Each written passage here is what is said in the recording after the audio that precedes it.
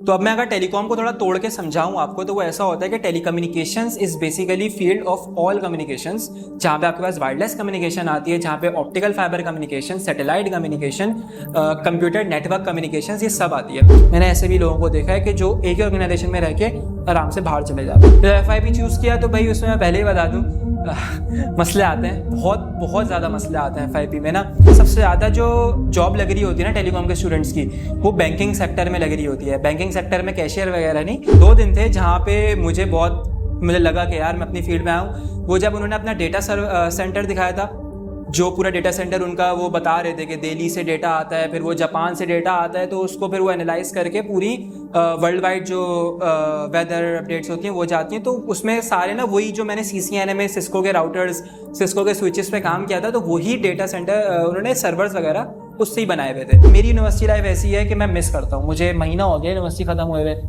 But मैं miss करता हूँ। ओरिएंटेशन हुई थी, मेरा बहुत दिल था ओरिएंटेशन में जाऊँ, बट ऑब्वियसली जॉब थी, नहीं जा सका। टेलीकॉम का future, world wide future telecom का अगेन बहुत ज़्यादा अच्छा है, बहुत ज़्यादा अच्छा है। पाकिस्तान में इस वक्त थोड़ा कम है, आपको नेटवर्किंग की तरफ ही मिलेगी स्कोप, और कहीं नहीं मिल पाएगा इतना स्कोप। अस्सलामु अलैकुम वरहमतुल्लाहि वबरकातुहू। मेरा नाम है मोहम्मद ज़फ़र ज़ानुल्लाह और आप देख रहे हैं MHR द बेड बेंचर। अब चलते हैं सीधा इंटरव्यू की तरफ। अस्सलाम वालेकुम, मेरा नाम उवैस खान है। मैं NID यूनिवर्सिटी का टेलीकम्युनिकेशन इंजीनियरिंग का 2020 बैच का स्टूडेंट हूँ। मैं अभी रिसेंटली अगस्त में पास आउट हुआ हूँ। तो स्कूलिंग जो मेरी थी वो मेरी यहीं सफारी पार्क के सामने जो मशहूर स्कूल है चिन्योट, वहीं से मेरी स्कूलिंग हुई थी, चिन्योट इस्लामिया पब्लिक स्कूल से। उसके बाद अल्हम्दुलिल्लाह अच्छे रिजल्ट्स के बाद आदमजी कॉलेज में हुआ। फिर आदमजी कॉलेज के बाद अल्हम्दुलिल्लाह मुझे NID में एडमिशन का मुझे मौका मिल गया। उसमें अब मैं टेलीकम्युनिकेशन में आया तो बेसिक काफ़ी जूनियर्स वगैरह के अब यही सवालात रहते हैं मुझसे कि भाई आप टेलीकॉम ही क्यों आए, आपने बाकी फील्ड्स को क्यों नहीं परस्यू किया। तो उसका एक रीज़न ये था कि शुरू में जब मैं आना चाह रहा था तो मेरा ये था कि कोई कंप्यूटर की फील्ड अगर मिल जाए तो बहुत अच्छा हो जाएगा, बिकॉज सबको पता है फ्यूचर कंप्यूटर की फील्ड का है। तो अनफॉर्चुनेटली मैं कंप्यूटर की फील्ड्स के लिए एलिजिबल नहीं था। देन आई डिसाइडेड कि टेलीकॉम जो है, थोड़ी बहुत मैंने इंटरनेट पे रिसर्च की इस हवाले से, तो मुझे पता चला कि टेलीकॉम फ्यूचर की फील्ड है एंड कंप्यूटर से काफ़ी रिलेटेड फील्ड है। तो आई डिसाइडेड कि टेलीकॉम को ही चूज़ किया जाए। बट मेरे दिमाग में ये गोल था कि अगर मुझे अपॉर्चुनिटी मिलेगी तो मैं COD करवा लूँगा। COD NID के जितने भी स्टूडेंट्स यहाँ होंगे उनको पता है, COD चेंज ऑफ डिपार्टमेंट होता है। तो वो फर्स्ट ईयर के बाद अगर आपकी GPA हो, मेरिट बनता है, उस हिसाब से COD हो जाता है आपका। तो मैंने सोचा था कि COD करवा लूँगा मैं फर्स्ट ईयर के बाद। बट मैं जब टेलीकॉम में आया तो सीनियर्स से काफ़ी मुलाकात हुई। फिर इवेंट्स वगैरह जो होते हैं वहाँ पे जो उस टाइम के पास आउट स्टूडेंट्स थे जो अभी उस वक्त फील्ड में थे, उनसे मेरी मुलाकात हुई। तो मुझे ये पता चला कि टेलीकॉम की भी काफ़ी ज़्यादा वर्थ है पाकिस्तान में, जो कि लोगों को नहीं पता होती। जो न्यू स्टूडेंट आ रहा होता है, जो भी ये होता है, वो बोलता है कि टेलीकॉम की वर्थ नहीं है, बट इन रियलिटी टेलीकॉम की भी वर्थ होती है, जो कि लोगों को नहीं पता होती। तो आई डिसाइडेड कि टेलीकॉम को ही कंटिन्यू रखना मेरे लिए ज़्यादा बेटर रहेगा। फिर वो दोस्त वगैरह भी बन जाते हैं, तो एक माइंड भी नहीं बन रहा होता कि COD करवाएं। काफ़ी बच्चों ने हमारी क्लासें करवाई भी थी, बट मेरे उसमें यह था कि टेलीकॉम को ही कंटिन्यू रखा जाए। अच्छा, इसमें एक चीज़ और ये भी थी कि फर्स्ट ईयर में हमारे कोर्सेज थे प्रोग्रामिंग के। तो मैंने एक चीज़ और ये एनालाइज की कि मैं ऐसा बंदा नहीं हूँ कि जो प्रोग्रामिंग को परस्यू कर सकता है। बिकॉज मैं जब कोडिंग करने बैठा था तो एक कोडिंग के लिए आपको उस लेवल का दिमाग चाहिए, क्रिएटिव दिमाग चाहिए। कोडिंग में मेरी गेम इतनी स्ट्रांग नहीं थी। तो मैंने फर्स्ट ईयर में ये एनालाइज कर लिया था कि मैं इतनी अच्छी प्रोग्रामिंग, नेक्स्ट लेवल प्रोग्रामिंग जो होती है, जो कि फ्लटर डेवलपर्स करते हैं, मैं उस लेवल की नहीं कर सकता। तो इस वजह से अपनी पर्सनल कंडीशंस को देखते हुए, अपने कैपेबिलिटी को देखते हुए, मुझे यही लगा कि टेलीकॉम में ही रहना काफ़ी बेहतर रहेगा।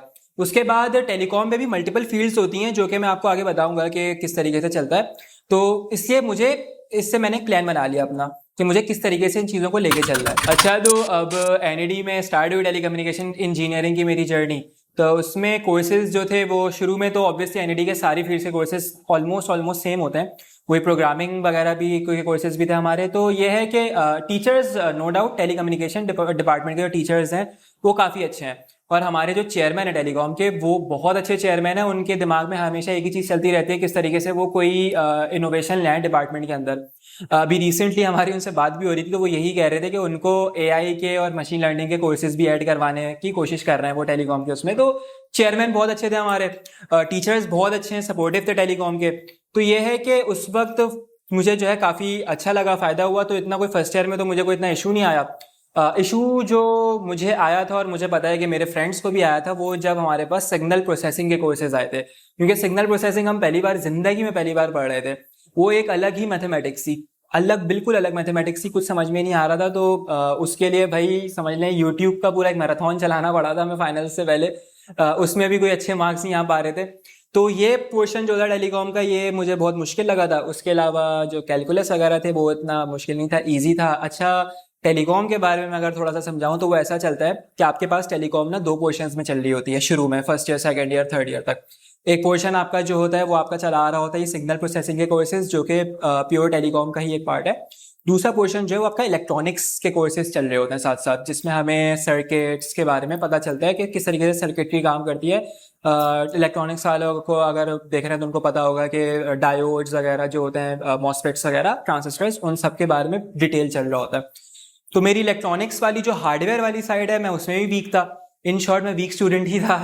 तो मेरी वो वाली साइड भी जो है बहुत वीक थी। तो ये है कि बस निकल जाता। इसके साथ साथ चलते हुए थर्ड ईयर में जब मैं आया तो मुझे एक सीनियर्स ने मुझे एडवाइस दी थी, जो कि बहुत, मैं बेसिकली एनईडी की क्रिकेट टीम में भी का भी पार्ट था। साइड एक्टिविटीज को करिकुलर एक्टिविटीज में मेरा बहुत दिन था। मैं एनएसए का ट्रेजरार मैं बन गया था फाइनल ईयर में आके, तो एनएसए में बहुत दिन था। क्रिकेट टीम का ही बहुत पार्ट था। तो ये है कि मेरे अलग जगह से भी काफी फ्रेंडशिप्स थे। तो उन लोगों ने मुझे, सीनियर्स ने मुझे गाइड किया कि मार्केट में, उन्होंने बोला कि यार सिर्फ इतना बोला कि सीसीएनए कर लो। तो ये है कि पाकिस्तान में सीसीएनए की ही बढ़ता है। तो अब मैं अगर टेलीकॉम को थोड़ा तोड़ के समझाऊं आपको, तो वो ऐसा होता है कि telecommunications is basically field of all communications, जहां पे आपके पास वायरलेस कम्युनिकेशन आती है, जहां पे optical fibre communication, satellite communication, computer network communications, ये सब आती है। अगर आप इन सारे पार्ट्स को एनालाइज करेंगे तो बाकी पार्ट्स में इतना स्कोप जो है वो नहीं दिखता है। वायरलेस कम्युनिकेशन में स्कोप हाँ दिख सकता है आपको, क्योंकि ये सारी जो टेलीकॉम कंपनीज हैं यहाँ पे। इसके अलावा सबसे ज्यादा स्कोप जो होता है ना, वो होता है कंप्यूटर नेटवर्किंग की तरफ। तो उसी से रिलेटेड एक सीसीएनए का कोर्स था। तो मुझे किसी सीनियर ने बोला कि अगर आप वो कर लोगे तो बेहतर है। तो मैंने सीसीएनए का कोर्स किया। सीसीएनए का कोर्स बेसिकली सिस्को करवाता है, सिस्को सर्टिफाइड कोर्स होता है वो कंप्यूटर नेटवर्किंग की बेसिक्स का। तो मैंने वहां से सीसीएनए का कोर्स कर लिया।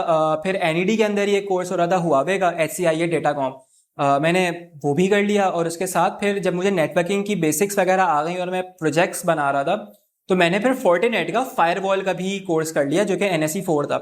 तो उससे ये हुआ कि मैंने अपनी फील्ड को चूज कर लिया कि ग्रेजुएशन के बाद मुझे कहाँ जाना है। तो वो हो गई थी कि मैं जाऊंगा network communications, then network security, और ऐसे चल के मैं साइबर सिक्योरिटी में अपने फील्ड को ग्रैब कर सकता हूँ पूरा। तो ये हो गया था कि एक साइबर सिक्योरिटी की फील्ड खुलती है वहां पे। तो ये एक चीज है जो काफी स्टूडेंट्स पूछ रहे होते हैं कि टेलीकॉम में आने के बाद क्या किया जाए। तो काफी स्टूडेंट्स ये पूछते हैं, जो जूनियर्स हैं हमारे, वो ये पूछते हैं कि आके भाई क्या एनईडी में ही पढ़ेंगे तो सब अच्छा हो जाएगा? ऐसा बिल्कुल भी नहीं है, क्योंकि एनईडी के जो कोर्सेज हैं वो आपको इन चीजों के बारे में नहीं बताएंगे। तो आपको साइड सर्टिफिकेशंस एंड साइड में आपको टाइम देना होगा। अपनी फील्ड को एक चूज करें, आपको कहाँ घुसना है, आप वहाँ पे टाइम दें उसको। तो ये एक बहुत इंपॉर्टेंट चीज है जो कि सबको पता होनी चाहिए। मैं अगर अपना बताऊं तो मैंने इंटर्नशिप की थी पहली, वो मुझे एनईडी के उससे ही मिली थी। एनईडी भी आपको इंटर्नशिप्स प्रोवाइड करता है। एनईडी पे एक पोर्टल आता है, पोर्टल पे काफी ऑप्शंस होते हैं इंटर्नशिप्स के। तो वहां से आपको डीआईएल जो है वो इंटर्नशिप्स प्रोवाइड करता है। तो मैंने वहीं से की थी, जो मुझे पीएमडी में मिली थी, पाकिस्तान मेटीरियोलॉजिकल डिपार्टमेंट में, जिसे लोग महकमा मौसमियात कहते हैं। तो उसमें यह था कि मेरा जो, मतलब उसमें बैचेस होते हैं, 12-12, 13-13 बच्चों के बैचेस साथ होते हैं। तो मेरा बैच था वो 8-9 बच्चों का था, जिसमें से टेलीकॉम का मैं अकेला था, और मेरे साथ 6-7 बच्चे मैकेनिकल के थे, 1-2 बच्चे इलेक्ट्रिकल के थे। तो उसमें ये होता था कि वो अब हमें पूरे पीएमडी का जायजा कराते थे कि क्या होता है। अब वो मेरे लिए बोरिंग, बहुत ज्यादा बोरिंग इसलिए हो रहा था क्योंकि भाई जो मैकेनिकल की जो लेथ मशीन वगैरह होती है वो उस पर करवा रहे, मेरा तो कोई ताल्लुक नहीं है उससे। जो इंस्ट्रूमेंट्स का बता रहे हैं, मेरा कोई ताल्लुक नहीं। तो सिर्फ एक दिन था, सिर्फ 2 दिन, सॉरी 2 दिन थे, जहां पे मुझे लगा कि यार मैं अपनी फील्ड में आऊं। वो जब उन्होंने अपना डेटा सेंटर दिखाया था, जो पूरा डेटा सेंटर उनका, वो बता रहे थे कि दिल्ली से डेटा आता है, फिर वो जापान से डेटा आता है, तो उसको फिर वो एनालाइज करके पूरी वर्ल्ड वाइड जो वेदर अपडेट्स होती हैं वो जाती हैं। तो उसमें सारे ना वही जो मैंने सीसीएनए में सिस्को के राउटर्स, सिस्को के स्विचेस पे काम किया था, तो वही डेटा सेंटर उन्होंने सर्वर्स वगैरह उससे ही बनाए हुए थे। तो वो मुझे बहुत इंटरेस्टिंग लगा था, बट वो सिर्फ एक दिन की बात थी। उसके अलावा वो फिर एक अपनी रेडार बिल्डिंग पे लेके गए थे, जो आपको यहाँ दूर से ही दिखती है, वो रेड लाइट जल रही होती है, वो वहां के टॉप पे चढ़ाया था उन्होंने, ख्वार करवाया था टॉप फ्लोर पे, लिफ्ट तक नहीं थी। तो वहाँ थोड़ा सा फायदा हुआ था कि एंटीना वगैरह जो हमने कोर्सेज में पढ़े थे, एएमई का एक कोर्स आता है एंटीना एंड माइक्रोवेव इंजीनियरिंग, वहाँ पे जो हमने एंटीना वगैरह पढ़े थे तो ये है कि वहाँ पे हमने उसको थोड़ा सा एनालाइज कर लिया था। उसके अलावा पीएमडी सर्टिफिकेट निकालने के लिए सही है, कोई इतनी मेहनत नहीं है, सर्टिफिकेट आपका निकल जाएगा, बट इतना आपको एक्सपीरियंस नहीं आएगा। सो आई वुड सजेस्ट कि आप कोई ऐसी ही इंटर्नशिप ढूंढे जहाँ पे आप अच्छा खासा एक्सपीरियंस ले सकें। तो जब आप निकलेंगे, ग्रेजुएट होगे, तो आपके पास सर्टिफिकेशंस भी होंगी, साथ में साथ एक्सपीरियंस भी होगा ना, तो आपको कोई इतना टाइम नहीं लगेगा जॉब ढूंढने में, आपको ईजिली जॉब मिल जाएगी। यार इसमें ऐसा चलता है कि आपका एनईडी में ऐसा होता है कि एनईडी में ना सिर्फ पीएमडी नहीं होता, और जैसे कि जो सिविल एविएशन है यहाँ से भी आते हैं, काफ़ी बच्चों ने सिविल एविएशन से भी इंटर्नशिप, मेरे काफ़ी दोस्तों ने यहाँ से इंटर्नशिप की थी, तो उनका भी यही सेम था कि मतलब इतना कोई इतनी ज़्यादा लर्निंग यहाँ से नहीं होती। तो इसमें ये होता है कि आप अपनी पर्सनल भी कहीं इंटर्नशिप करके आप वो कर सकते हैं, तो ये ज़्यादा बेहतर यही रहता है। हमारे सर फ़हीम है, सर फ़हीम जो है वो FPGA बोर्ड पे काफ़ी प्रोजेक्ट्स करवा रहे होते हैं, काफ़ी बच्चे उनसे FIP भी उठाते हैं। दोस्त वगैरह जिन्होंने FIP उठाया था वो ये बोलते हैं कि सर फ़हीम बहुत स्ट्रिक्ट है, बहुत स्ट्रिक्ट है, बट ये है कि वहाँ पे भी एक अपॉर्चुनिटी की ग्रोथ होती है कि वो FPGA के प्रोजेक्ट्स भी करवाते हैं जो उनके पास आते हैं। तो ग्रोथ तो है यहाँ पे, अच्छी खासी ग्रोथ है, आपको अपॉर्चुनिटीज़ मिलेंगी, आपको प्रोजेक्ट अपॉर्चुनिटीज भी मिल सकती है। तो इट्स गुड फॉर स्टूडेंट्स कि आपको बस हाथ पांव मारना पड़ेगा। अगर एक स्टूडेंट सिर्फ यूनिवर्सिटी जा रहा है, क्लासेस में बैठा, बाहर आ गया, उसने कुछ अपनी पर्सनल उसने हाथ पांव नहीं मारा इधर उधर लर्निंग के लिए, तो ऐसा फिर वो वही नॉर्मल स्टूडेंट जो ग्रेजुएट होकर निकल जाता है, फिर बोलता है जॉब नहीं लग रही, ये नहीं हो रहा। तो आपको साइड में कुछ ना कुछ हाथ पांव अपनी मेहनत लाजमी करनी पड़ेगी, तो ही चलेगा। क्योंकि आप पाकिस्तान की एक गवर्नमेंट यूनिवर्सिटी में पढ़ रहे हो जहाँ पे 13-14 हज़ार बच्चे हैं, तो आपको उस हिसाब से देख के चलना पड़ता है, ऐसे नहीं होता। अच्छा, स्किल्स के बारे में मैं थोड़ा बहुत पहले ही बता चुका हूँ कि जो एनईडी के टेलीकॉम की जो फील्ड है उस पर मल्टीपल स्किल्स के आपके पास पाथ खुलता है, वायरलेस कम्युनिकेशन। तो सबसे ज़्यादा जो स्कोप है इस वक्त पाकिस्तान में वो नेटवर्क कम्युनिकेशन का ही है।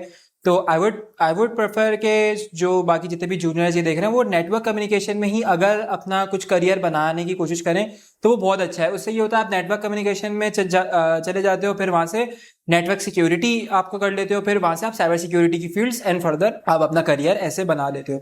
सबसे ज़्यादा स्कोप जो है पाकिस्तान में वो इसी चीज़ का है। अभी भी जो हमारा जो बैच पास आउट है उसमें भी जो लोग जॉब्स ढूंढ रहे हैं जिनकी लग रही हैं वो उनकी इन्हीं फील्ड्स में लग रही हैं, नेटवर्क कम्युनिकेशन, नेटवर्क सिक्योरिटी या फिर साइबर सिक्योरिटी ऐसी ही लग रही है। तो इसी में अगर जो स्किल्स हैं इसी में अगर आपके होंगे ज़्यादा तो वो बहुत अच्छा है। लेकिन मैं ये नहीं बोल रहा कि जो बाकी स्किल्स हो गए जैसे वायरलेस कम्युनिकेशन या रेडियो फ्रिक्वेंसी RF की प्लानिंग वगैरह जो होती है, मैं ये नहीं बोल रहा कि वो भी बहुत बुरी है कि आप उसको ना करें। किसी का शौक है तो वो उसमें भी जा सकता है, बट उसमें यह है कि पाकिस्तान में इतनी उसका इतना स्कोप नहीं होगा उन फील्ड्स का आपको बाहर। अच्छा, टेलीकॉम का सबसे मजेदार बात पता है क्या है? पाकिस्तान में बिल्कुल भी मतलब इतना कोई आपको स्कोप नहीं मिलता है इसका, जो रेडियो फ्रिक्वेंसी और वायरलेस वगैरह आपको नेटवर्क कम्युनिकेशन इनका ही मिलता है। फॉरेन में अगर आप जाएंगे ना तो फॉरेन में मैंने इतने ऐसे लोग देखे, मेरे अपने पर्सनल जानने वाले हैं, वो electrical engineering, masters in telecommunication engineering, बाहर आपको इसका इतना स्कोप मिलता है ना, इतना स्कोप मिलता है, क्योंकि जापान जो है वो 5G 6G 7G आगे पे आगे निकले जा रहा है और मोस्टली कंट्रीज यही कर रही हैं। अच्छा, अब इसमें ना काफ़ी लोगों के सवाल ये होते हैं, जो कि मेरा पर्सनली सवाल भी सेकंड ईयर में यही था कि प्रोग्रामिंग, जैसे मैंने बताया कि मैं प्रोग्रामिंग में वीक था, कोडिंग वगैरह में वीक था, आती है मुझे कोडिंग वगैरह, मैं ये नहीं बोल रहा कि मुझे बिल्कुल भी नहीं आती, बट मेरा इंटरेस्ट ऐसा डेवलप नहीं हो पाता था, और जो कोड 1-2 घंटे में लिखा जाए वो मुझसे 4-5 घंटे मुझे लगते थे करने में। तो हाँ, मैं वीक था बहुत। बट उसमें जब मैं कोर्स कर रहा था फोर्टिनेट फायरवॉल का, NSE 4 का, तो उसमें मजे की बात यह है 22 स्टूडेंट्स थे क्लास में, और 22 स्टूडेंट्स कैसे थे, मैं सबसे यंग था, और जो आते थे ना वो कोर्स करने के लिए वो आते थे 40 इयर्स का कोई है, कोई 35 इयर्स का है, कोई 45 इयर्स का है, और सब मार्केट के लोग होते थे। कोई PIA की साइबर सिक्योरिटी टीम में है, कोई ये कराची जो पोर्ट है इसकी साइबर सिक्योरिटी टीम में था, सब वहाँ से आते थे। तो उनको बहुत ज़्यादा एक्सपीरियंस था इस फील्ड का, तो मैं उनके साथ बैठता था। तो वहाँ से मुझे एक आदमी था 35 इयर्स का था, वो पंजाब का रहने वाला था, यहाँ पे आके उसकी जॉब थी। तो उसने मुझे बताया कि जो प्रोग्रामिंग है वो अगर नेटवर्किंग की फील्ड में आती है किसी को तो वो बहुत फायदेमंद है। मैं बोला कैसे फायदेमंद है, बिकॉज हम तो CLI वगैरह पे काम कर रहे होते हैं, लिनक्स पे हम काम कर रहे होते हैं, प्रोग्रामिंग का कैसे इतना ज़्यादा कनेक्शन है। तो उन्होंने बोला कि जो फ्यूचर प्रोग्राम नेटवर्किंग आ रही है वो है SDN, सॉफ्टवेयर डिफाइंड नेटवर्किंग। तो उसमें यह होता है कि जो पैकेट्स, डेटा पैकेट्स एक एक करके जा रहे हैं, तो वो ऐसी पाइथन स्क्रिप्ट्स बना दी जाती हैं जिससे वो पैकेट्स एक ही वक्त में सारे हो जाते हैं, ऑटोमेटेड नेटवर्किंग हो जाती है उससे। तो उन्होंने कहा था फ्यूचर ये हो रहा है कि जिसको प्रोग्रामिंग आती है ना, वो आराम से अपने सारे जो कॉम्पिटिटर्स हैं जॉब कैंडिडेट्स के लिए, उसको आराम से पीछे छोड़ देगा। तो वहां से मुझे पता चला था कि नेटवर्किंग के लिए प्रोग्रामिंग की इंपॉर्टेंस क्या है, और एसडीएन जो है वो फ्यूचर की वो है, मतलब अभी भी है एसडीएन, सॉफ्टवेयर डिफाइंड नेटवर्किंग, लेकिन ये काफी अच्छी फील्ड है। तो जो नेटवर्किंग में या तो है या अभी न्यू एंटर हुआ है इस फील्ड में, तो वो आई वुड सजेस्ट कि वो एसडीएन को थोड़ा एक्सप्लोर करे ज्यादा से ज्यादा, बिकॉज ये बहुत अच्छी फील्ड है और इसकी बहुत मार्केट ग्रोथ है। तो इसमें बहुत फायदा है। मैथमेटिक्स का ही है, मैथमेटिक्स का तो ऐसा इतना कुछ नहीं है जितना मैकेनिकल इंजीनियर्स वगैरह को जितनी नीड पड़ती है, ऐसा तो इतना कोई मैथमेटिक्स का यहाँ पे कोई इतनी नीड नहीं होती आपको। केमिस्ट्री हो गई और ये फिजिक्स वगैरह हो गई, इनमें यह है कि केमिस्ट्री तो दूर दूर तक नहीं है। हम जो 4 साल में मैंने पढ़ा है एनईडी में टेलीकॉम का, केमिस्ट्री का सिर्फ एक कोर्स आया था, वो था अप्लाइड केमिस्ट्री। एफआईपी के हवाले से ये है कि जब एफआईपी यहाँ पे ऑफर हो रहा होता है, मैंने पहले बोला कि बहुत लिमिटेड ऑप्शंस होते हैं यहाँ पे एफआईपी के, ये तो है, फैक्ट है ये। उसके अलावा जो गाइडेंस होती है वो हमें एज सच इतनी गाइडेंस इस हिसाब से नहीं दी जाती गाइडेंस कि अगर आप इस फील्ड को परस्यू करना चाह रहे हैं, अगर आपके स्किल्स नेटवर्किंग में परस्यू करना चाह रहे हैं, अपने स्किल्स आप रेडियो फ्रिक्वेंसी या वायरलेस में परस्यू करना चाह रहे हैं, तो आप अपना एफआईपी किस किस तरीके से बना सकते हैं, ऐसी गाइडेंस नहीं दी जाती है। यहाँ पे ये होता है कि आपके पास एक शीट आ जाती है, शीट में लिखा होता है कि XYZ professor XYZ project offer कर रहा है, तो आप जो पहले ग्रुप जाएगा वो प्रोजेक्ट उठा लेगा।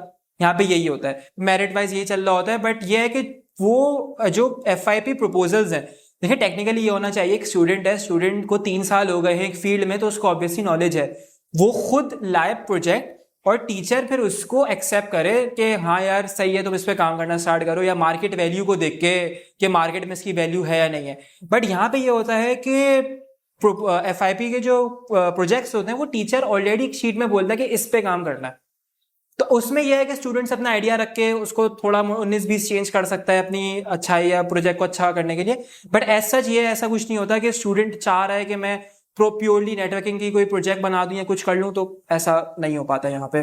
सही है।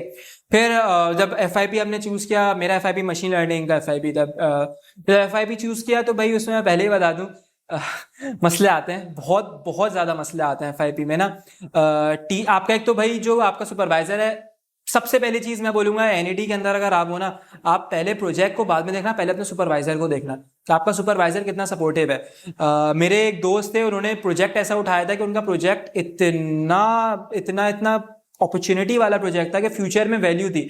बट जो उनके एडवाइजर थे ना, मैं नाम ऐसे नहीं लूंगा एडवाइजर का कि टीचर की वो हो जाएगी, पर उनके जो एडवाइजर थे वो उनकी हेल्प ही नहीं करते थे। वो बोलते थे कि इसमें सही नहीं है, ले जाओ। हमारे एडवाइजर जो थे, मैं उनका नाम ले लेता हूँ, हमारे एडवाइजर सर दानिश थे, वो हेल्प करने के लिहाज से मैं बताऊं तो बहुत ज्यादा हेल्पफुल थे, बहुत ज्यादा हेल्पफुल थे। वो सिंपल इतनी बड़ी बड़ी पीडीएफ भेजते थे, इतने बड़े बड़े ग्रुप में वीएन करते थे कि यार ये इश्यूज है, इसको ठीक कर दो, ये गलती है, बहुत हेल्पफुल थे। तो एडवाइजर ऐसे देख के उठाना कि यार एडवाइजर आपका ऐसा हो जो हेल्पफुल हो, मदद करे आपकी, फिर आप उससे हिसाब से बात, क्योंकि देखो एडवाइजर अगर हेल्पफुल होगा ना तो आप प्रोजेक्ट में उस हिसाब से चेंजेस भी करवा सकते हो कि मुझे नहीं लगता कि फ्यूचर में ये मुझे इतना हेल्प करेगा नहीं करेगा। तो एक एडवाइजर लाजमी देखना। दूसरा, अपने ग्रुप मेंबर्स को लाजमी देखना। ग्रुप मेंबर ऐसे होने चाहिए आपके जिनसे आपका मेंटल कनेक्शन हो, मेंटेलिटी सेम हो। मतलब ऐसे हो, अगर प्रोजेक्ट नहीं बन रहा ना तो ये है कि चारों एटलीस्ट यूनिटी के साथ खड़े हो। तो एक तो ग्रुप आप लाजमी अपने ग्रुप मेंबर्स को देख के उठाना। लाजमी नहीं है कि जिनके साथ आपकी 4 साल से दोस्ती चल रही है आप उन्हीं को उठा के अपने ग्रुप में डाल लो, क्योंकि प्रोफेशनल में आ रहे हो। प्रोफेशनल में आपको देखनी है कि कौन क्या चीज को ऐड ऑन कर सकता है आपके ग्रुप में, किसकी एक्सपर्टीज किस चीज में ज्यादा है। किसी की हार्डवेयर में एक्सपर्टीज है तो चलो आपने उसको हार्डवेयर के लिए ले लिया, किसी के लिए सॉफ्टवेयर में एक्सपर्टीज है आपने उसको, उसके लिए आपने, ऐसे ही ग्रुप बनता है। एडवाइजर और ग्रुप लाजमी देख के उठाना है। इस पे टाइम लगाना है, क्योंकि 1 साल ना अजाब बन जाएगा फिर, तो इस पे टाइम लगाना है। देखो जैसे कि आप ग्रुप सिलेक्ट करना है, 3 बच्चों या 4 बच्चों का ग्रुप है, तो उसमें सबसे पहले ये देखो कि आपका जो प्रोजेक्ट है उसमें हार्डवेयर का काम कितना है। सही है। अब लेट सपोज हार्डवेयर का मैं अपना बताऊं तो मेरा प्रोजेक्ट जो था उसमें 3 लड़कियां थी, मैं अकेला लड़का था। बट मेरे प्रोजेक्ट में हार्डवेयर का काम सिर्फ आखिरी 1 महीने में आया था, आखिरी 1 महीने 2-2.5 महीने में आया था। उससे पहले हार्डवेयर का काम नहीं था, मेन फोकस हमारा सॉफ्टवेयर बेस्ड था। पहले तो आपको ये देखना है कि आपका हार्डवेयर का काम कितना है, क्योंकि अगर आपका हार्डवेयर का काम है तो आपको मार्केट में ख्वार होना है। और आपको मार्केट में ख्वार होना, लेट सपोज आपका ग्रुप ऐसा है 3 लड़कियां, आप अकेले लड़के, अल्लाह मालिक आपका, आप अकेले जा रहे हो, ख्वार हो रहे हो, सदर जाना, यहाँ जाना, वहां जाना।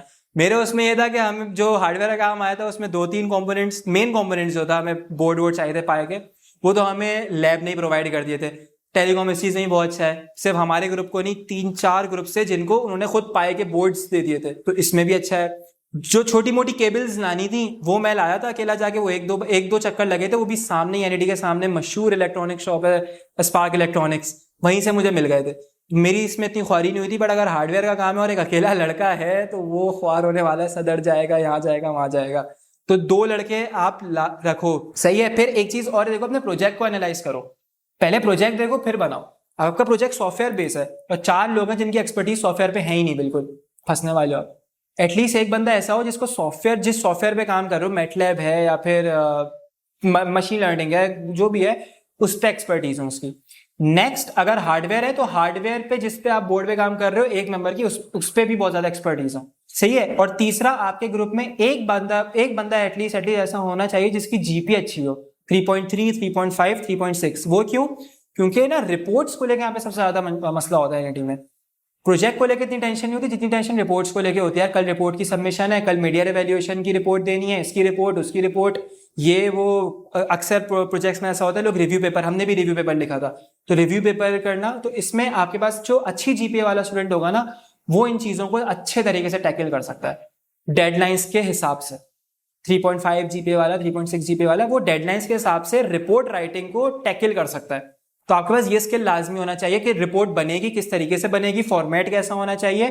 तो ये कुछ चीजें आपको देखनी है कि अच्छा यार, एक मेंबर आ रहा है वो क्या एक्सपर्टीज ला रहा है, एक मेंबर क्या ला रहा है, एक मेंबर क्या ला रहा है। और चौथी चीज जो चारों में होनी चाहिए बट एक में एटलीस्ट ज्यादा से ज्यादा हो, वो हो कम्युनिकेशन की। जब आप अपने एडवाइजर के सामने बैठे हुए हैं, क्योंकि एडवाइजर भी आपको जज कर रहा होता है, आपको एडवाइजर को भी बताना आना चाहिए कि भले आपने काम ना किया और आपको बताना आना चाहिए कि आप कितना काम कर रहे हो। मैंने तो ऐसे ही निकाला अपना FIP, काम कुछ नहीं किया मैंने, बट सर के सामने 2-3 टॉपिक छेड़ दिया, चलो भाई हो गया मेरा काम। और फिर प्रेजेंट करना जब होता है आपको, तब भी आपको ये बहुत हेल्प करता है।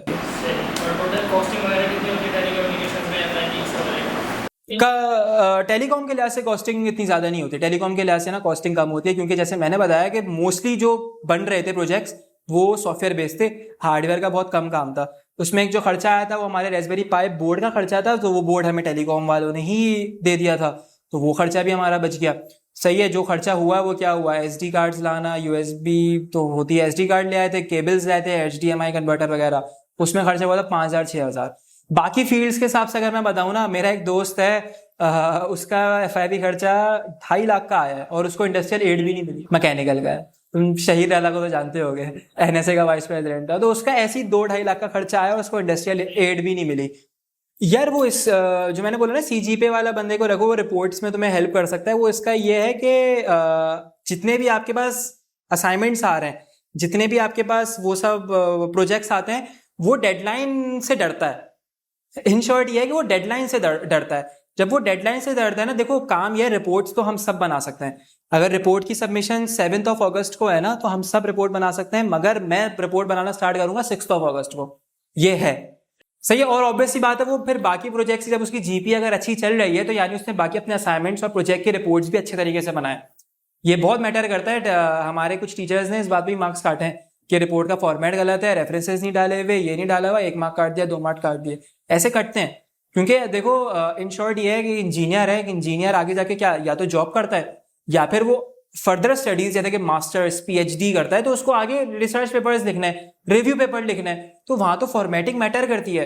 रिव्यू पेपर, रिसर्च पेपर में ये हमारे अच्छे खासे रिजेक्ट हुए हैं, हम FIP के लिए कर रहे थे, तो इसमें यह है कि आपका फॉर्मेट गलत हुआ ना, सिर्फ फॉर्मेट गलत होने में आपके पेपर्स रिजेक्ट हो जाते हैं। आपका फॉर्मेट ठीक होना चाहिए, रेफरेंसेस ठीक होने चाहिए। लेट्स सपोज IEEE स्टाइल के रेफरेंसेस डालने, आपने APA स्टाइल के डाल दिए, सिर्फ इस बात पे आपका रिव्यू पेपर रिजेक्ट हो गया। तो फॉर्मेट बहुत मैटर करता है। तो इसी चीज के लिए ट्रेन करने के लिए आपकी यूनिवर्सिटी वाले भी इस हिसाब की क्राइटेरिया रखते हैं मार्किंग का, तो मार्क्स कटते हैं। तो जो अच्छा GPA वाला है ना, वो उन चीजों को नजर में रख के चलता है, उसको एक्सपीरियंस होता है कि किस तरीके से करना है, फॉर्मेट क्या होना चाहिए, रेफरेंसेस कितने होने चाहिए, ऑथेंटिक रेफरेंसेस, इन चीजों पे भी मार्क्स कट जाते थे। मेरे एक बार कटे थे रिपोर्ट में, मैंने रेफरेंस डाला हुआ था 2007 का, वो बोला आपने डाला हुआ है रेफरेंस 15 साल पहले का, तो उसकी तो क्रेडिबिलिटी नहीं है, क्योंकि 15 साल पहले की टेक्नोलॉजी अलग थी। आपके रेफरेंसेस जो होने चाहिए वो 5 साल के अंदर की रेंज के होने चाहिए। तो मोस्टली जो हमने रिव्यू पेपर बनाया था उसमें हम लोग डेट रेंज जाते थे, हम डेट रेंज सबसे पहले सिलेक्ट करते थे 2018 से 2023 या 2018 से 2024, 5 साल, 6 साल, 7 साल तक के। उससे पहले के हम नहीं करते थे। FYP के लिहाज से अगर मैं एक बात और बताऊँ ना, अक्सर देखें यूनिवर्सिटी में हर डिपार्टमेंट में हर बैच में ऐसे लोग होते हैं जो कि काम नहीं करते, बिल्कुल भी नहीं करते, आता भी हो तो नहीं करेंगे, ढीले होते हैं। सही है, उनकी GPA भी कम ही चल रही होती है। अब उनको तो FYP उठाना है तो कोई ना कोई ग्रुप तो उनको उठाएगा। तो देखें उसमें यह है कि आप उन पे प्रेशर डालने से बेहतर, मैं बोलूँ ना, काफी ग्रुप वाले क्या है, कोई काम नहीं कर रहा ना, उस पर प्रेशर करो करो करो करो, वो काम करेगा भी तो खराब करके देगा। आप ऐसा बनाओ कि उसको ऐसा काम दे दो कि जो सिर्फ वही चला सकता है। मतलब उसको बोल दिया तुम्हें मार्केट जाना है, सिर्फ बाहर की जितनी ख्वारियां होंगी तुम देखोगे, वो भी खुश हो जाता है कि अभी बाहर की ख्वारियां देखनी है, कि कोई इतना मुझे कोई दिमाग नहीं लगाना, मैं बाहर की ख्वारियां देखनी मैं आराम से करके आ जाऊंगा। तो ऐसे ना अपने ग्रुप वालों का अलर्ट, मैं ये उनके लिए है जो ग्रुप बना चुके हैं ऑलरेडी, क्योंकि एक बार ग्रुप बन जाता है ना, एक बार सबमिट हो गया तो आप चेंज नहीं कर सकते। ये बात हमें सर ने हमें समझाई थी कि उनके पास काफी लोग आते थे, हमें ग्रुप चेंज करना, वो हो नहीं सकता हमारे डिपार्टमेंट तो एटलीस्ट यही है। तो हमारा बैच जो था वो, मेरा बैच 72 या 75 स्टूडेंट्स का था फर्स्ट ईयर में, फिर उसमें से तकरीबन 6 या 7 बच्चे COD करवा के चले गए, या शायद उससे भी ज्यादा। सही है, तो बैच ऑलरेडी कम हो जाता है। तो बैच, अब टेलीकॉम का बैच इतना ज्यादा नहीं होता, बट मैंने सुना है ऐसा कि विद टाइम पाकिस्तान में, क्योंकि NID में मेरिट नंबर पे भी जल्दी बंद हो रही है अब टेलीकॉम, तो ये है कि लोगों में एक वो आ रहा है कि टेलीकॉम की वैल्यू पता चल रही है कि फ्यूचर की फील्ड है। तो और बैच भी ऑब्वियसली फिर NID वाले बढ़ाएंगे, स्टूडेंट्स जो लिमिट होती है उसको बढ़ाएंगे, बट फिर भी इतना ज्यादा नहीं होता। तो इससे इतने FYP बनते ही नहीं है। एक ही दिन में सारी एवैल्यूएशन, 2 लैब में एवैल्यूएशन चल रही होती है, एक ही दिन में सारी एवैल्यूएशन भी खत्म हो जाती है। हमारे बैच में जो FYPs हुए हैं उनमें इंडस्ट्री प्रोजेक्ट नहीं आए। कोई ऐसा हो जो बंदा इंडस्ट्री छोड़ के ला सकता है, ला सकता है। जैसे मैंने बोला था कि मुझे ऑफर की थी सर ने, हमारे एक सर ने मुझे सुपारको की ऑफर की थी, और वो किसी सैटेलाइट पे काम हो रहा था, सैटेलाइट के बोर्ड पे कुछ ऐसी ऑफर की थी सर ने, और सर ने मुझे पहले ही कहा था बहुत बड़ी अपॉर्चुनिटी है ये। इसमें जो इंडस्ट्रीज के हवाले से है, इंडस्ट्री के हवाले से ये है कि सबसे ज्यादा जो जॉब लग रही होती है ना टेलीकॉम के स्टूडेंट्स की, वो बैंकिंग सेक्टर में लग रही होती है। बैंकिंग सेक्टर में कैशियर वगैरह नहीं, बैंकिंग सेक्टर में वो जो पीछे सिक्योरिटी की टीम्स होती हैं, इंफ्रास्ट्रक्चर इंजीनियर ऐसे लग रही होती है, कि जिनको सारी सिक्योरिटी देखना, सही है, साइबर सिक्योरिटी, नेटवर्क कनेक्शंस, इन सबको देखना होता है। तो यहीं पे उनकी जॉब लग रही होती है, सबसे ज्यादा यही होती है। और मल्टीपल ना असल में कुछ कंसल्टेंसीज भी होती हैं। कंसल्टेंसीज कैसे होती हैं, जैसे कि लेट सपोज कोई एक बड़ी ऑर्गेनाइजेशन जिसका किसी और सिटी में ऑफिस था, वो कराची में अपना ऑफिस सेटअप कर रहे हैं। जब वो अपना ऑफिस कराची में सेटअप कर रहे हैं तो उनको एक नेटवर्क कंसल्टेंसी चाहिए जो उनके पूरे सिस्टम का कनेक्शन बना के दे उनको। तो वो कंसल्टेंसीज होती हैं नेटवर्क कंसल्टेंसीज, जो कि पूरा लैन वैन सारा कनेक्शन, राउटर्स वगैरह, स्विचेस वगैरह, सबका ब्रिजेस, सबका कनेक्शन बना के उनको देती है। तो यहाँ पे भी नेटवर्क इंजीनियर्स की जॉब लगती है। फिर जैसे साइबर नेट वगैरह है, साइबर नेट पे बहुत जॉब लगती है। एक है रैपिड जो है, रैपिड में जो NID के स्टूडेंट्स हैं सबसे ज्यादा शुरू में वहीं जा रहे होता है। हमारे सीनियर्स थे, उनकी जॉब वहां लगी है, इस बैच में भी लगी है जॉब। तो रैपिड में बहुत लोगों का होता है। फिर बैंकिंग सेक्टर में सबसे ज्यादा लग रहा होता है। काफी लोग पूछते हैं जूनियर्स, वो ये बोलते हैं कि हम इंटरव्यू में फंस गए थे, इंटरव्यू क्लियर नहीं हो रहा हमसे। क्योंकि जाहिर सी बात है, मेरे सामने 5 लोग हैं, मैं इंटरव्यू पे जज करूंगा, तब उसमें पूछना हम इंटरव्यू कैसे निकालें, या फिर हम अपने आप को जज कैसे करें कि हम एक इंटरव्यू को क्लियर कर सकते हैं नहीं कर सकते। सबसे पहली चीज, जब क्लास में प्रेजेंटेशन होती है तो वहां पे पहले अपने आप को जज करेंगे क्लास की प्रेजेंटेशन आप कैसे निकाल रहे। क्योंकि जब वहां पे 20 बच्चे, 20 तो नहीं ज्यादा बैठे थे, 40 बच्चे, 45 बच्चे बैठे हुए हैं, टीचर बैठा हुआ है, मार्किंग हो रही है, तो वहां पे आपकी प्रेजेंटेशन कैसी है, आप जो कम्युनिकेट कर रहे हो वो कम्युनिकेशन आपकी कैसी जा रही है, वहां से आपको जज करना है कि वहीं से आपको पता चल जाएगा। अगर आप वहां सही से नहीं बोल पा रहे तो आप इंटरव्यू में भी सही से नहीं बोल पाओगे।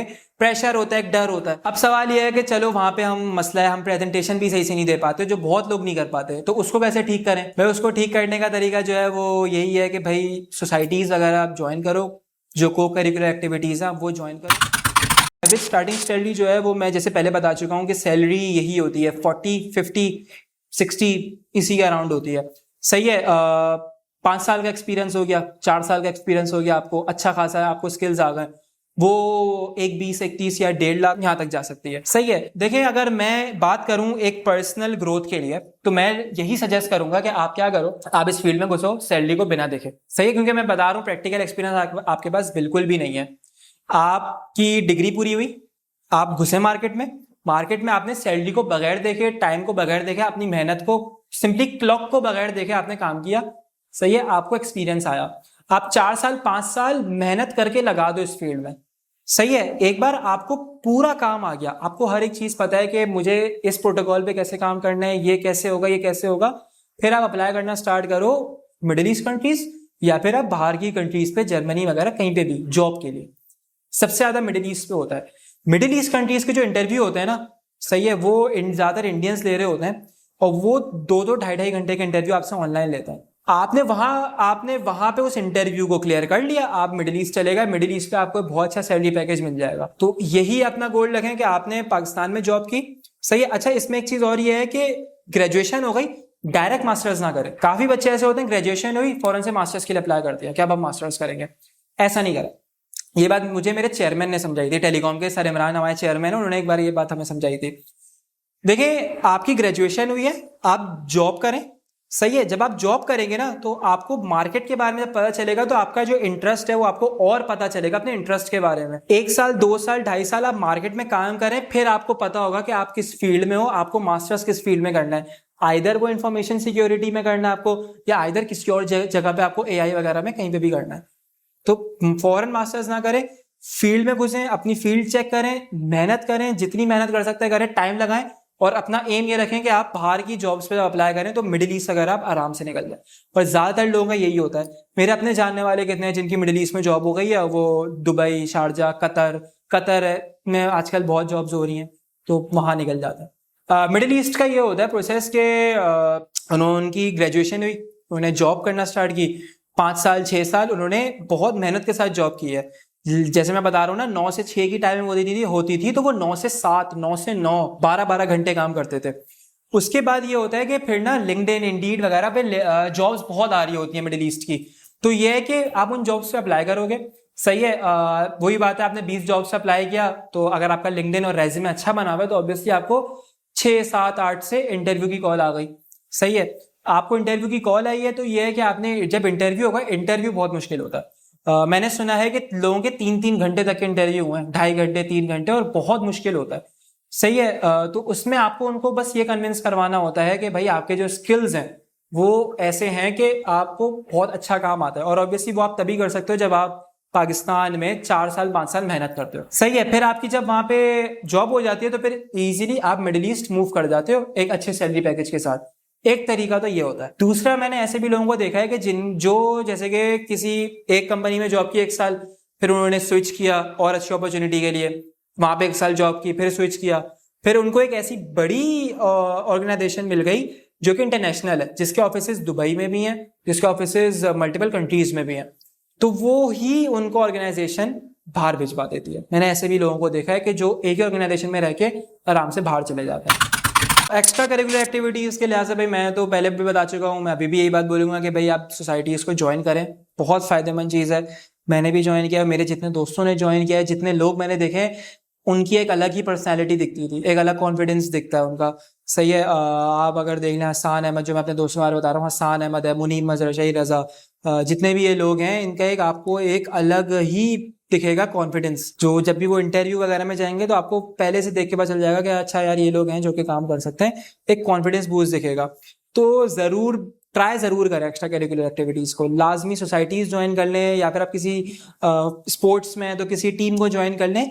स्टडीज से हटके भी आपको ये चीज आनी चाहिए, ये चीजें बहुत जरूरी। मेरा यही मानना है कि आपके यूनिवर्सिटी के अंदर ना डिपार्टमेंट के बाहर के दोस्त भी होने चाहिए, क्योंकि डिपार्टमेंट में आपको स्नेक्स मिलने के सबसे ज्यादा चांसेस होते हैं। डिपार्टमेंट में कोई भी प्रोजेक्ट आया, प्रोजेक्ट में धोखा मिल गया, यहाँ धोखा मिल गया, ग्रुप में धोखा मिल गया, बहुत होता है, सही है। तो डिपार्टमेंट के बाहर के दोस्त हमेशा परफेक्ट रहते हैं, सही है। या फिर आपके सेक्शन के दूसरे सेक्शन के उसके दोस्त हमेशा परफेक्ट रहते हैं। तो भाई आपकी यूनिवर्सिटी लाइफ, अभी मेरी यूनिवर्सिटी लाइफ ऐसी है कि मैं मिस करता हूँ। मुझे महीना हो गया यूनिवर्सिटी खत्म हुए हुए, बट मैं मिस करता हूँ। ओरिएंटेशन हुई थी, मेरा बहुत दिल था ओरिएंटेशन में जाऊँ, बट ऑब्वियसली जॉब थी, नहीं जा सका। बट ये है कि मेरी यूनिवर्सिटी लाइफ ऐसी है कि मैं मिस कर रहा हूँ अपनी यूनिवर्सिटी लाइफ को। तो भाई आप भी एक्स्ट्रा करिकुलर एक्टिविटीज करके ना अपनी यूनिवर्सिटी लाइफ को मेमोरेबल बना सकते। टेलीकॉम का future, world wide future telecom का अगेन बहुत ज्यादा अच्छा है, बहुत ज्यादा अच्छा है। पाकिस्तान में इस वक्त थोड़ा कम है, आपको नेटवर्किंग की तरफ ही मिलेगी स्कोप, और कहीं नहीं मिल पाएगा इतना स्कोप। अगर आप नेटवर्किंग की फील्ड को चूज कर रहे हैं एज अ टेलीकॉम स्टूडेंट, आप नेटवर्क कम्युनिकेशंस को ही चूज कर रहे हैं, तो आपको यहाँ पे अच्छा आपका करियर बन सकता है। इसका मैं करियर पाथ भी मैंने बताया था कि आप क्या करें। आपने CCNA किया, आपको नेटवर्किंग के बेसिक्स आ गए, फिर आप नेटवर्किंग के बेसिक्स से network security, and then you will go to cyber security. आप इसमें मास्टर करेंगे अपने आप को, 5 साल 6 साल की जॉब है पाकिस्तान में, फिर आपके पास मिडिल ईस्ट निकलने का अच्छा खासा मौका है। तो ये पाथ है जो टेलीकॉम इंजीनियर, जो ज़्यादातर ये बच्चे भी यही, ज़्यादातर स्टूडेंट्स यही करते हैं, आपको भी यही करना है। साइड में कोर्सेज करो, CCNA, नेटवर्किंग के कोर्सेज हो गए, फायरवॉल के कोर्सेज हो गए, जैसे नेटवर्क सिक्योरिटी, इनको करो। सही है, तो इनको करोगे तो ही एक अच्छा आपको होगा, एक अच्छी जगह पे आपकी जॉब लग सकती है। दूसरा, मार्केट में निकालोगे भाई, ऑब्वियस सी बात है, मैं कोई इतना अच्छा स्टूडेंट नहीं हूँ कि मुझे सब पता है। अभी भी 100 चीजें ऐसी होंगी टेलीकॉम की जो मुझे भी नहीं पता है। आप उन चीजों को ढूंढो कि मार्केट में क्या चल रहा है। सही है, फ्रीलांसिंग का भी अगर कोई एस्पेक्ट बन सकता है तो आप ढूंढो किस चीज की वैल्यू है, और मैं किस चीज में, आपको ये देखना है कि वैल्यू किस चीज की ज्यादा है। सही है, और मार्केट में उस चीज का कंपटीशन कम है। आप घूमो। नेटवर्क इंजीनियर के बारे में ना इस वक्त मार्केट में एक बात मशहूर है कि एक ईंट उठाओगे ना, तो ईंट उठाने के भी नीचे से एक नेटवर्क इंजीनियर निकलेगा। इतने नेटवर्क इंजीनियर्स हैं मार्केट में। तो आप ढूंढो ऐसी कोई नई चीज ढूंढो। अब बहुत सारी फील्ड्स हैं, डेवऑप्स है, पता नहीं क्या क्या है, आप वहां घुसो, आपको मिलेगा मौका। सही है, ये जो मैंने बताया, जितनी मेरी नॉलेज है उस हिसाब से मैं आपको बता रहा हूँ। ऑब्वियसली मेरी कोई नॉलेज बहुत ज्यादा नहीं है, बहुत ही कम नॉलेज है मुझे टेलीकॉम की। आप ढूंढो, रिसर्च करो, अपने और अच्छे बनो, इस फील्ड में आगे निकलो। कोई अगर ये बोले ना आपको आगे गया टेलीकॉम की फील्ड बहुत बुरी है पाकिस्तान में, ना करो, आप उसको बोलो, आप साइड में हो जाओ। अब एक प्लस पॉइंट बता दूं, टेलीकॉम वालों की जॉब्स देखते हैं ज्यादातर ऑफिसेस कहाँ है, क्लिफ्टन, शारा, फैसल। सही है, बाकी जो डिफरेंट फील्ड्स की जॉब लगती हैं, एंग्रो, पता नहीं कहाँ घारो जा रहे होते हैं, पता नहीं कहाँ जा रहे होते हैं, बिन कासिम पोर्ट, या मेरे एक दोस्त था मटीरियल्स का था, वो उसको 1.5-2 घंटे घारो जाने में लगते थे, 1.5-2 घंटे घारो से आने में लगते थे। तो ये चीजें भी देखनी है। सही है, आपका ऑफिस लेट सपोज शारा फैसल पे, आप अपने घर से निकले जौहर गुलशन से, आप 25 मिनट 20 मिनट में पहुंच गए, ट्रैफिक लगा लो 30 मिनट में पहुंच गए।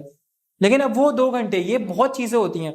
आपकी जॉब क्या, आप सर्वर रूम में बैठे हो, AC में बैठे हो, ये बहुत सारी चीजें होती हैं जिसपे डिफरेंस होता है। इसीलिए लड़कियों के लिहाज से भी बहुत अच्छी फील्ड है ये। यहाँ पे आपको कोई ऐसा नहीं कि आपको दूर दूर जाना है या मशीन के सामने खड़ा होना है। यहाँ पे कुछ सिर्फ आपको एक PC चाहिए, राउटर स्विचेस चाहिए, आपको उस पर काम करना है। तो लड़कियां भी बहुत करती हैं, लड़कियों की तादाद काफी ज्यादा होती है बैच में। हम जो NSA का एडमिशन सेल चलता है ना, तो एडमिशन सेल में इसके बहुत क्वेश्चंस आते थे कि लड़कियों के लिहाज से कैसी फील्ड है ये।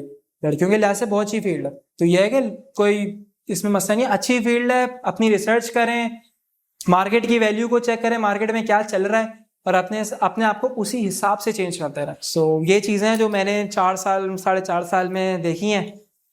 बाकी आप लोगों को भी, जो जितने भी व्यूअर्स हैं, उनको भी कुछ पता है तो मुझे गाइड कर दे। उम्मीद है इंटरव्यू आप लोगों को पसंद आया होगा। अगर आया है तो ज़रूर लाइक कमेंट शेयर कीजिएगा, और साथ ही साथ अपने दोस्तों तक ज़रूर पहुँचाइए। अस्सलाम वालेकुम।